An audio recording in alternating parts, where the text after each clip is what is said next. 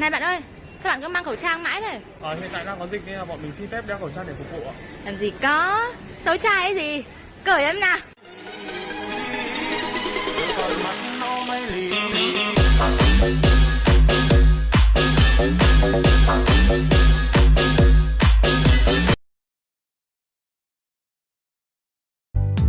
Bỏ thiên có từ mùa xưa vì do có luôn mê chế giờ chỉ nên mong từ mình thì xia người con gia của nhà có hàng lý tia.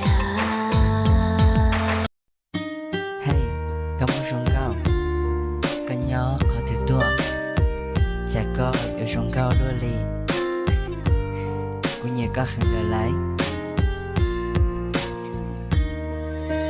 Anh câu không nhớ khó thứ tua chỉ do sông cao ô lúa và trao cũ lúa xe nhỏ chỉ tu sẵn cho có thả ít liền anh câu là lúa ta chỉ lúa xua lúa sông lý cha anh trong mong tu nên lý cũ bộ mua cho mong tao tha gạo dính muôn đau thiên sai dính một chiều cha có thiên yêu tu ua cũng là thiên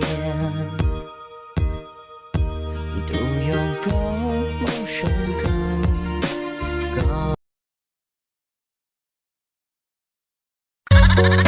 Bebas bayar, aku lagi cari mama muda buat kasih uang sejuta. Na na na na na na na. Yeah yeah yeah yeah. Đưa tay đây nào, mãi bên nhau bạn nhá. Thế không biết thế không hit.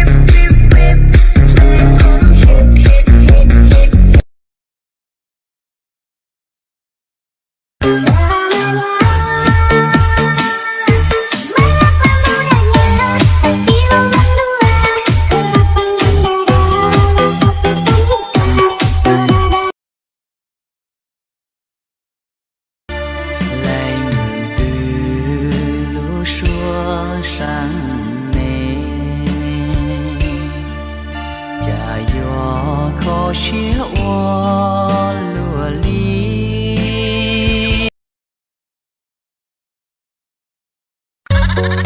Bebas bayar, aku lagi cari mama muda buat kasih uang sejuta. Na na na na na na na.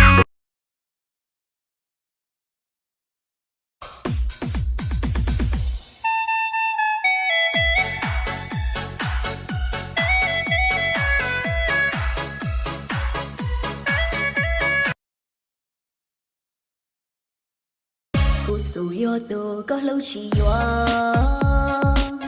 dù yo tu có mà nhân chỉ tua chùa chỉ dù mua các tôi nhà ta chú